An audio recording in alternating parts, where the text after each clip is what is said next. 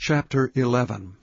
And it came to pass, when Jabin king of Hazor had heard those things, that he sent to Jobab king of Madon, and to the king of Shimron, and to the king of Achshaph, and to the kings that were on the north of the mountains, and of the plains south of Chinneroth, and in the valley and in the borders of Dor on the west, and to the Canaanite on the east and on the west, and to the Amorite and the Hittite, and the Perizzite and the Jebusite in the mountains, and to the Hivite under Hermon in the land of Mizpeh. And they went out, they and all their hosts with them, much people, even as the sand that is upon the seashore in multitude, with horses and chariots very many.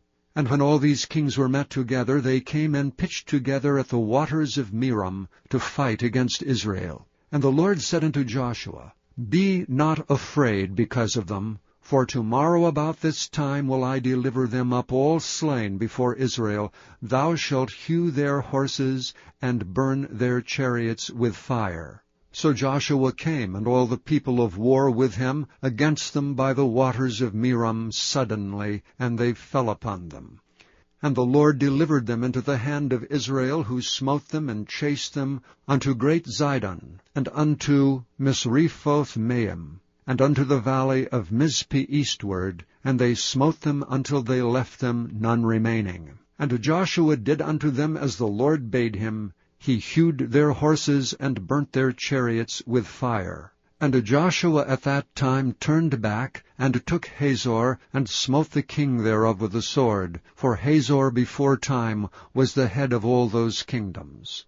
And they smote all the souls that were therein with the edge of the sword, utterly destroying them. There was not any left to breathe, and he burnt Hazor with fire. And all the cities of those kings, and all the kings of them did Joshua take, and smote them with the edge of the sword, and he utterly destroyed them, as Moses the servant of the Lord commanded. But as for the cities that stood still in their strength, Israel burned none of them, save Hazor only. That did Joshua burn. And all the spoil of these cities, and the cattle the children of Israel took for a prey unto themselves, but every man they smote with the edge of the sword, until they had destroyed them, neither left they any to breathe. As the Lord commanded Moses his servant, so did Moses command Joshua, and so did Joshua. He left nothing undone of all that the Lord commanded Moses.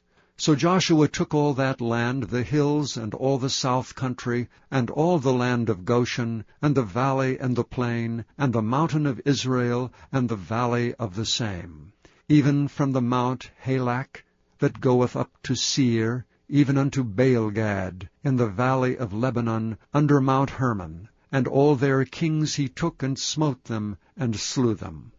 Joshua made war a long time with all those kings. There was not a city that made peace with the children of Israel, save the Hivites, the inhabitants of Gibeon.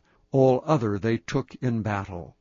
For it was of the Lord to harden their hearts, that they should come against Israel in battle, that he might destroy them utterly, and that they might have no favor, but that he might destroy them, as the Lord commanded Moses. And at that time came Joshua, and cut off the Anakims from the mountains, from Hebron, from Debir, from Anab, and from all the mountains of Judah, and from all the mountains of Israel.